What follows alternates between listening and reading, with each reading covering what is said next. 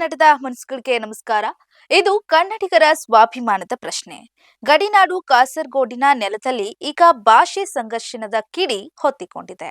ಕೇರಳ ಸರ್ಕಾರದ ಒಂದು ವಿವಾದಾತ್ಮಕ ನಡೆಗೆ ಕರ್ನಾಟಕದ ಮುಖ್ಯಮಂತ್ರಿ ಸಿದ್ದರಾಮಯ್ಯ ಈಗ ಸಿಂಹಗರ್ಜನೆ ಮಾಡಿದ್ದಾರೆ.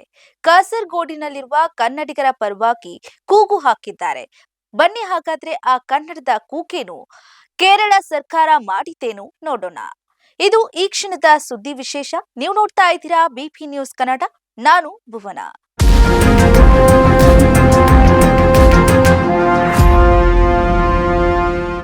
ಏನಿದು ವಿವಾದ?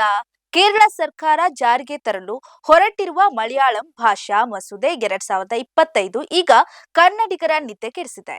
1ನೇ ತರಗತಿಯಿಂದ 10ನೇ ತರಗತಿವರೆಗೂ ಕನ್ನಡ ಮಾಧ್ಯಮದ ಶಾಲೆಗಳಲ್ಲೂ ಕೂಡ ಮಲಯಾಳಂ ಭಾಷೆಗಳನ್ನ ಪ್ರಥಮ ಭಾಷೆಯನ್ನಾಗಿ ಕಡ್ಡಾಯಗೊಳಿಸೋದು ಈ ಮಸೂದೆಯ ಅಸಲಿ ಪ್ಲಾನ್. ಅಂದ್ರೆ ಕಾಸರಗೋಡಿನ ಕನ್ನಡ ಮಣ್ಣಿನ ಮಕ್ಕಳು ಮತ್ತು ತಮ್ಮ ತಾಯ್ನಾಡಿನ ಬದಲು ಮಲಯಾಳಂವನ್ನೇ ಒಪ್ಪಿಕೊಳ್ಳಬೇಕು ಎನ್ನುವುದು ಅಲ್ಲಿನ ಸರ್ಕಾರದ ಹಠ. ಇದಕ್ಕೆ ಮುಖ್ಯಮಂತ್ರಿ ಸಿದ್ದರಾಮಯ್ಯ ಅವರು ತೀಕ್ಷ್ಣವಾಗಿ ಪ್ರತಿಕ್ರಿಯೆಯನ್ನ ಮಾಡಿದ್ದಾರೆ. ಇದು ಭಾಷಾ ಹೇರಿಕೆ ಮಾತ್ರವಲ್ಲ, ಸಂವಿಧಾನ ನೀಡಿರುವ ಹಕ್ಕಿನ ಮೇಲಿನ ಪ್ರಹಾರ ಅಂತ ಕಿಡಿಕಾರಿದ್ದಾರೆ.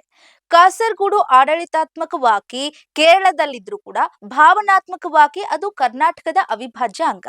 ನಮ್ಮ ಕನ್ನಡಿಗರ ಹಿತ ಕಾಯುವುದು ನಮ್ಮ ಹೊಣೆ ಅಂತ ಗುಡುಕಿದ್ದಾರೆ.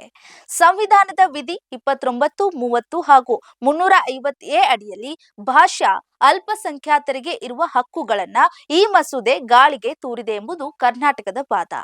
ಅಂದಹಾಗೆ ಇಂಥದ್ದೇ ಪ್ರಯತ್ನ 2017ರಲ್ಲೂ ಕೂಡ ನಡೆದಿತ್ತು. ಅಂದು ರಾಷ್ಟ್ರಪತಿಗಳು ಇದಕ್ಕೆ ಬ್ರೇಕ್ ಹಾಕಿದ್ರು. ಈಗ ಮತ್ತೆ ಅದೇ ಹಡಿಗೆ ಆಟ ಶುರುವಾಗಿದೆ. ಈಗಾಗಲೇ ಕರ್ನಾಟಕದ ಗಡಿ ಪ್ರದೇಶ ಅಭಿವೃದ್ಧಿ ಪ್ರಾಧಿಕಾರವು ಕೂಡ ಕೇರಳ ರಾಜ್ಯಪಾಲರಿಗೆ ಮಸೂದೆ ತಡೆ ಹಿಡಿಯುವಂತೆ ಮನವಿ ಮಾಡಿದೆ. ಒಂದು ವೇಳೆ ಕೇರಳ ಸರ್ಕಾರ ತನ್ನ ಹಠ ಮುಂದುವರಿಸಿದ್ರೆ ಕಾನೂನು ಹೋರಾಟಕ್ಕೆ ನಾವು ಸಿದ್ಧ ಅಂತ ಹೇಳಿ ಸಿದ್ದರಾಮಯ್ಯ ಅವರು ಎಚ್ಚರಿಕೆ ನೀಡಿದ್ದಾರೆ. ಗಡಿನಾಡ ಕನ್ನಡಿಗರ ತಾಯ್ನಾಡಿನ ಹಕ್ಕು ಉಳಿಯುತ್ತಾ, ಕೇರಳ ಸರ್ಕಾರ ಮನೆಯುತ್ತಾ ಕಾದು ನೋಡ್ಬೇಕು. ಇದಾಗಿತ್ತು ಈ ದಿನದ ಸುದ್ದಿ ವಿಶೇಷ.